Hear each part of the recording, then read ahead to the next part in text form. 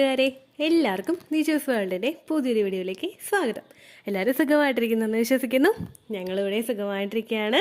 അപ്പോൾ എല്ലാവരും സന്തോഷത്തോടെയും ആരോഗ്യത്തോടെയും ഒക്കെ ഇരിക്കുക കേട്ടോ. ഇന്നത്തെ വീഡിയോയിൽ ഞാൻ സംസാരിക്കുന്നത് ഇംപ്ലാന്റേഷൻ കഴിഞ്ഞ് വളരെ വേഗത്തിൽ തന്നെ ഒരു സ്ത്രീക്ക് ഉണ്ടാകുന്ന പ്രഗ്നൻസി ലക്ഷണത്തിനെ പറ്റിയിട്ടാണ്. ഇംപ്ലാന്റേഷൻ കഴിഞ്ഞതിന് ശേഷം എപ്പോൾ മുതൽ പ്രഗ്നൻസിയുടേതായിട്ടുള്ള ലക്ഷണങ്ങൾ ഉണ്ടാകും എന്നറിയാൻ വേണ്ടിയിട്ട് ക്യൂരിയസ് ആയിട്ട് കാത്തിരിക്കുന്നവരാണ് പ്രഗ്നൻസി ട്രൈ ചെയ്യുന്ന എല്ലാവരും തന്നെ. അങ്ങനെ എല്ലാവരിലും ഉണ്ടാകുന്ന ഏകദേശം ഒരുപാട് ലക്ഷണങ്ങളെ പറ്റിയിട്ട് ഇതുവരെ നമ്മുടെ ചാനലിൽ വീഡിയോസ് ഉണ്ട്. ആ ലക്ഷണങ്ങളെ പറ്റിയിട്ടൊക്കെ നിങ്ങൾക്ക് ഡീറ്റെയിൽഡ് ആയിട്ട് അറിയണമെന്നുണ്ടെങ്കിൽ നമ്മുടെ ചാനൽ വിസിറ്റ് ചെയ്തിട്ട് പ്ലേലിസ്റ്റ് ഏർലി പ്രഗ്നൻസി സിംറ്റംസ് എന്നുള്ളൊരു പ്ലേലിസ്റ്റ് നിങ്ങൾ കണ്ടു നോക്കുക കേട്ടോ. അതിൽ പ്രഗ്നൻസി ലക്ഷണങ്ങളെ പറ്റിയിട്ട് ഡീറ്റെയിൽഡ് ആയിട്ട് കൊടുത്തിട്ടുണ്ട്. അപ്പോൾ ഇന്നത്തെ വീഡിയോയിൽ സംസാരിക്കാൻ പോകുന്ന പ്രഗ്നൻസി ലക്ഷണം ഓവുലേഷൻ കഴിഞ്ഞിട്ട് ഫിസിക്കൽ കോണ്ടാക്ട് ചെയ്യാനായിട്ട് നമുക്കുണ്ടാകുന്ന ഒരു താല്പര്യം കൂടുതലിനെ പറ്റിയിട്ടാണ്. ഏകദേശം എല്ലാ സ്ത്രീകൾക്കും തന്നെ, ഒട്ടുമിക്ക സ്ത്രീകൾക്കും തന്നെ പ്രഗ്നൻസിയുടേതായിട്ടുള്ള പല ലക്ഷണങ്ങളും ഉണ്ടാവാറുണ്ട്. പക്ഷേ യാതൊരു തരത്തിലുള്ള പ്രഗ്നൻസി ലക്ഷണങ്ങൾ ഇല്ലാതെയും പ്രഗ്നന്റ് ആകുന്ന ഒരുപാട് പേരുണ്ട് കേട്ടോ. അപ്പോൾ ഇത്തരത്തിലുള്ള ലക്ഷണങ്ങൾ നിങ്ങൾക്കില്ലെങ്കിലും നിങ്ങൾ വിഷമിക്കേണ്ട ആവശ്യമില്ല. പീരിയഡ്സിന്റെ ആ ഒരു ഡേറ്റ് മിസ്സാകുന്നുണ്ടോ എന്നുള്ള കാര്യം മാത്രം നിങ്ങൾ ശ്രദ്ധിച്ചാൽ മതിയാവും കേട്ടോ. അപ്പോൾ നമുക്ക് വീഡിയോ സ്റ്റാർട്ട് ചെയ്യാം.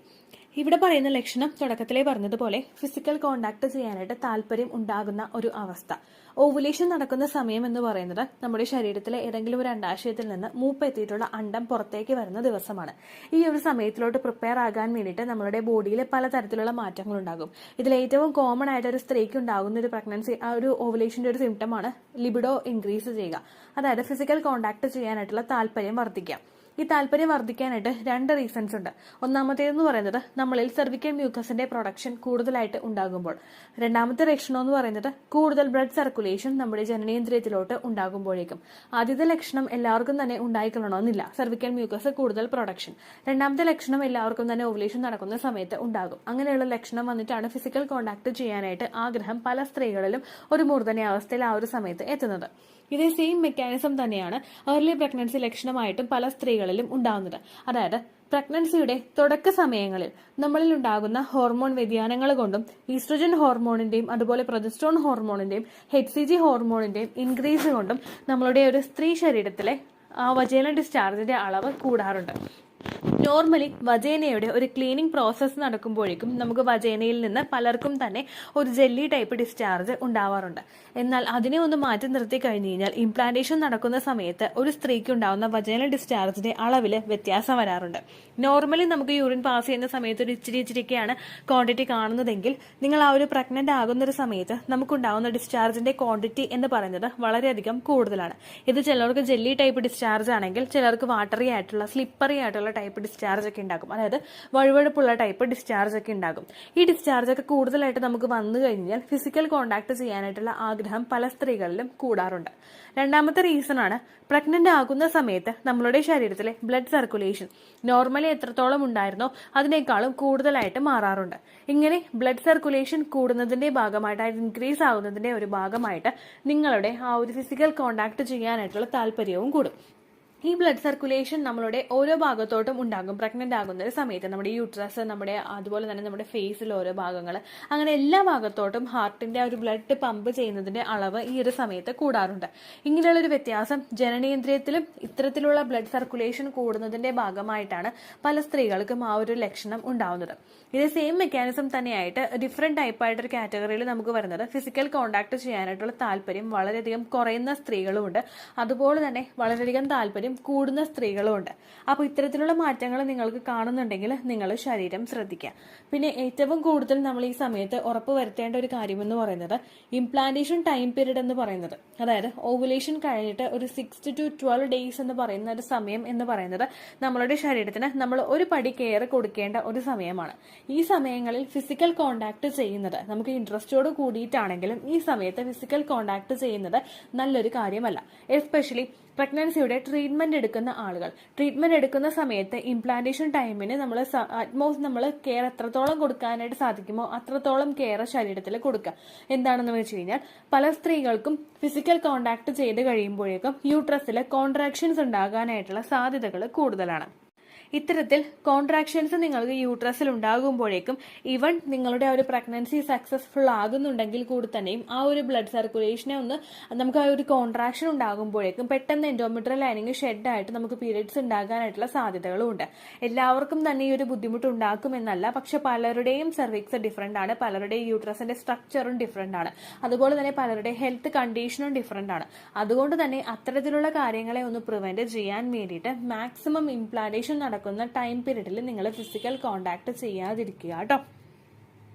അതുപോലെ തന്നെ ഇത്തരത്തിലുള്ള ലക്ഷണങ്ങൾ വരുമ്പോഴേക്കും ശരീരം നല്ല രീതിയിൽ നിങ്ങൾ ശ്രദ്ധിക്കുക, ധാരാളം ഫ്രൂട്ട്സും വെജിറ്റബിൾസും ഒക്കെ കഴിക്കുക കേട്ടോ. അങ്ങനെ നമുക്ക് എത്രത്തോളം ശരീരത്തിന് സപ്പോർട്ട് ചെയ്ത് കൊടുക്കാൻ പറ്റുമോ ആ രീതിക്കൊക്കെ നിങ്ങൾ ശരീരത്തിനെ സപ്പോർട്ട് ചെയ്ത് കൊടുക്കുക. ഇനി നിങ്ങൾ ശ്രദ്ധിക്കേണ്ട ഒരു കാര്യം എന്ന് പറയുന്നത്, ഇതുപോലെ തന്നെ ഞാൻ ഈ സെയിം നമ്മളുടെ ഇംപ്ലാന്റേഷൻ നടക്കുന്ന സമയത്ത് ഫിസിക്കൽ കോണ്ടാക്ട് ചെയ്യാനായിട്ട് വളരെയധികം താല്പര്യം കുറഞ്ഞു പോകുന്ന ആളുകളുണ്ട്. അവരെ പറ്റിയിട്ടുള്ള ഡീറ്റെയിൽഡ് ആയിട്ടൊരു വീഡിയോ ഓൾറെഡി നമ്മളുടെ ചാനലിൽ ചെയ്തിട്ടുണ്ട്. The choose world low libido എന്ന് ടൈപ്പ് ചെയ്ത് കഴിഞ്ഞാൽ നിങ്ങൾക്ക് ആ വീഡിയോ ലഭിക്കുന്നതായിരിക്കും. അതുകൂടി നിങ്ങളൊന്ന് കണ്ടു നോക്കുക. ഹസ്ബൻഡ് അടുത്ത് വരുന്നത് ഒട്ടും തന്നെ ഇഷ്ടമില്ലാത്തവരെ, ഹസ്ബൻഡിന്റെ സ്മെൽ ഇഷ്ടമില്ലാത്തവരെ, ഫിസിക്കൽ കോണ്ടാക്ട് ചെയ്യാൻ യാതൊരു തരത്തിലുള്ള താല്പര്യമില്ലാത്തവരായിട്ടുള്ള ഒരുപാട് പേരുണ്ട്. നമ്മളുടെ ശരീരത്തിൽ ഉണ്ടാകുന്ന ഹോർമോൺ ചേഞ്ചസ് കൊണ്ട് നമുക്ക് ശരീരത്തിന്റെ പല ഭാഗങ്ങളിലും ഏർലി പ്രഗ്നൻസി സ്റ്റേജിൽ വേദനയും ബുദ്ധിമുട്ടും ഒക്കെ ഉണ്ടാകാം. ഈ ബുദ്ധിമുട്ടുകളൊക്കെ ടോളറേറ്റ് ചെയ്തിട്ട് പലർക്കും തന്നെ ഫിസിക്കൽ കോണ്ടാക്ട് ചെയ്യാനായിട്ടുള്ള ഒരു താല്പര്യം ഒട്ടും തന്നെ ഉണ്ടാവില്ല. രണ്ടാമത്തെ റീസൺ എന്ന് പറയുന്നത്, അവർക്ക് ഹസ്ബൻഡ് അടുത്തേക്ക് വരുമ്പോഴേക്കും അദ്ദേഹത്തിൽ നിന്നുണ്ടാവുന്ന സ്മെല്ല് ഒട്ടും അക്സെപ്റ്റ് ചെയ്യാനായിട്ട് പറ്റാതെ വരിക, അതായത് സ്മെൽ അവേർഷൻ എന്നുള്ളൊരു ബുദ്ധിമുട്ട് പലർക്കും തന്നെ ഉണ്ടാവാറുണ്ട് ഈ ഒരു പ്രഗ്നൻസി സമയത്ത്. അങ്ങനെയുള്ളവരൊക്കെ ആ രീതിക്കും മാറ്റങ്ങൾ ഉണ്ടാകുന്നുണ്ടെങ്കിൽ ശരീരം ശ്രദ്ധിക്കുക കേട്ടോ. അപ്പോൾ ഇത്രയേ ഉള്ളൂ വീഡിയോ. നിങ്ങൾക്ക് യൂസ്ഫുൾ ആയി കാണുമെന്ന് വിശ്വസിക്കുന്നു. നിങ്ങൾക്ക് യൂസ്ഫുൾ ആകുന്നുണ്ടെങ്കിൽ ലൈക്ക് ചെയ്യുക, ഫ്രണ്ട്സിനൊക്കെ ഷെയർ ചെയ്ത് കൊടുക്കുക കേട്ടോ. പിന്നെ ഇത്തരത്തിലുള്ള കമന്റ്സ്, അതായത് ഇത്തരത്തിൽ സെക്സ് റിലേറ്റഡ് ടോപ്പിക്സിനെ പറ്റി വീഡിയോസ് ചെയ്യുമ്പോഴേക്കും ചാനലിന്റെ അടിയിൽ വന്നിട്ട് ഒരുപാട് എന്താ പറയുക, പച്ചക്ക് പറഞ്ഞു കഴിഞ്ഞാൽ അമ്മയും പെങ്ങളും ഇല്ലാത്ത ആങ്ങളമാര് വന്ന് കമന്റ് ഇടാറുണ്ട്. വളരെ വൾഗറായിട്ടുള്ള കമന്റാണ്. നമ്മൾ ഒരു ദിവസം അത് വായിച്ചു കഴിഞ്ഞാൽ നമ്മുടെ ദിവസങ്ങൾ മൊത്തം ആ ഒരു കമന്റിനെ പറ്റി ആലോചിച്ച് പോകും. അങ്ങനെയുള്ള കമന്റ്സ് കണ്ടു കഴിഞ്ഞാൽ ജസ്റ്റ് ഒരു ലൈൻ വായിക്കുക, വായിക്കുമ്പോൾ തന്നെ നിങ്ങൾക്ക് അറിയാം ഇത് റോങ് ആണ് ഇൻഫർമേഷൻ എന്ന് അറിയുമ്പോഴേക്കും അപ്പോൾ തന്നെ നിങ്ങൾ ആ ചാനൽ റിപ്പോർട്ട് അടിച്ച് ബ്ലോക്ക് ചെയ്യുക. നിങ്ങൾ റിപ്പോർട്ട് അടിക്കണം കേട്ടോ. എത്രത്തോളം റിപ്പോർട്ട് അടിച്ചാൽ ആ ചാനൽ അങ്ങോട്ട് പോവുകയുള്ളൂ. ആ ഒരു കാര്യം നിങ്ങൾ ശ്രദ്ധിക്കുക കേട്ടോ. അപ്പോൾ ഇത്രയേ ഉള്ളൂ വീഡിയോ. എന്തെങ്കിലും സംശയം ഉണ്ടെങ്കിൽ നിങ്ങൾ കമന്റ്സിൽ ചോദിക്കുക. പണ്ടത്തെ വീഡിയോയ്ക്ക് കമന്റ്സ് ഇടുന്നവർക്ക് റിപ്ലൈ കിട്ടുന്നില്ലെങ്കിലോ, നമ്മൾ തമ്മിൽ ഓൾറെഡി ഒരു കോൺവെർസേഷൻ ഉണ്ടായിട്ടും അതിന്റെ കണ്ടിന്യൂഷൻ ആയിട്ട് നിങ്ങൾക്ക് റിപ്ലൈ കിട്ടിയിട്ടില്ലെങ്കിലോ, ലേറ്റസ്റ്റ് ആയിട്ട് ഞാൻ ഏത് വീഡിയോ ആണ് അപ്ലോഡ് ചെയ്യുന്നത് അതിന് താഴെ കമന്റ് ഒന്ന് കോപ്പി പേസ്റ്റ് ചെയ്യാനായിട്ട് ശ്രദ്ധിക്കുക കേട്ടോ. അതുപോലെ ഓവുലേഷൻ ഡേറ്റ് കാൽക്കുലേറ്റ് ചെയ്ത് തരാനായിട്ട് റിക്വസ്റ്റ് ചെയ്യുന്നവർ എത്രയാണോ നിങ്ങളുടെ കൃത്യം സൈക്കിൾ ലെങ്ത് അത് മെൻഷൻ ചെയ്യാനായിട്ട് ശ്രദ്ധിക്കുക. സൈക്കിൾ ലെങ്ത് എന്നതുകൊണ്ട് ഉദ്ദേശിച്ചത് ഓരോ മാസവും എത്ര ദിവസം കൂടുമ്പോഴാണോ ബ്ലീഡിങ് വരുന്നത് അതിനെയാണ് കേട്ടോ ഉദ്ദേശിച്ചത്. അതായത് ജനുവരിയിൽ നിങ്ങൾക്ക് ഒരു 1-ാം തീയതിയാണ് ബ്ലീഡിങ് വന്നതെങ്കിൽ, ഫെബ്രുവരിയിൽ നിങ്ങൾക്ക് 2-ാം തീയതിയാണ് ബ്ലീഡിങ് വരുന്നതെങ്കിൽ, ജനുവരി 1-നെ ഡേ 1 ആയിട്ടെടുത്ത് ഫെബ്രുവരി 2 വരെ എത്ര ദിവസമുണ്ടോ അത് എണ്ണി പറയുന്നതാണ് സൈക്കിൾ ലെങ്ത് എന്നതുകൊണ്ട് ഉദ്ദേശിച്ചത് കേട്ടോ. ബ്ലീഡിങ് നടന്ന ദിവസം നിങ്ങൾ എടുത്താൽ മതിയാകും. സ്പോട്ടിങ് നടന്ന ദിവസം, അതായത് ചെറുതായിട്ടുള്ള ബ്രൗൺ ഡിസ്ചാർജോ ബ്രൗൺ കളറുള്ള സ്പോട്ടിങ്ങോ വന്ന ദിവസം നിങ്ങൾ എടുക്കേണ്ട ആവശ്യം ഇല്ല കേട്ടോ. അപ്പോൾ ഇതുപോലെ തന്നെ നിങ്ങൾ ശ്രദ്ധിക്കുക. സൈക്കിൾ ലെങ്ത് ചോദിക്കുന്ന സമയത്ത് എന്നാണോ ഡേറ്റ് അത് നിങ്ങൾ മെൻഷൻ ചെയ്യാതിരിക്കുക. അതായത് ചില ആളുകൾ ജനുവരി 16, ഫെബ്രുവരി 14 അങ്ങനെ പറയും. അങ്ങനെ പറഞ്ഞുകൊണ്ട് കാര്യമില്ല കേട്ടോ. അപ്പോൾ ഇത്രയേ ഉള്ളൂ വീഡിയോ. അടുത്തൊരു യൂസ്ഫുൾ വീഡിയോ ആയിട്ട് നമുക്ക് വീണ്ടും കാണാം. ബൈ.